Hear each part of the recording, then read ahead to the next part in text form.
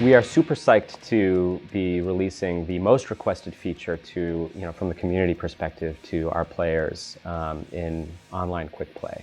Multiplayer is big, and everything about it is always more complex than anything you're running in a single player experience. When you're building a multiplayer game, there's just so many variables now. Well, are they online?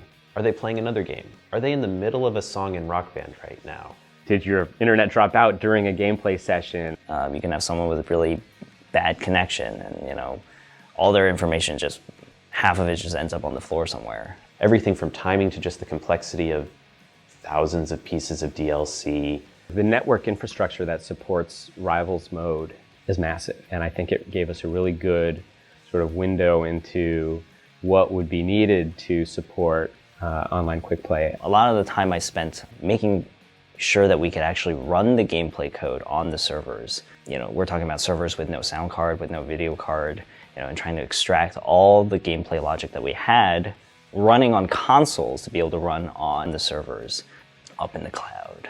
The hardest thing about building multiplayer games of any kind is really the speed of light. It's that even though you might be in LA and they might be in Boston and you're playing slightly different times, that it still feels like you're playing on beat with your friends. There's a ton of art, both in the form of new screens, there's just a whole bunch of new menus. The green room is awesome, and all of that needs to be presented in a really crisp and clean way. So one thing that we've done to make it easier to get into online Quickplay is you enter the session, you immediately jump into the green room, and you are ready to choose an instrument. And you can choose to come back to the green room at any time and switch your instrument. One of the cool things about online Quickplay is that it's really one of the only spots in Rock Band where you can share your characters with the people that you're playing with. So the character intros, or emotes as we've been calling them, are a chance for players to see their custom character up close in-game in a multiplayer session.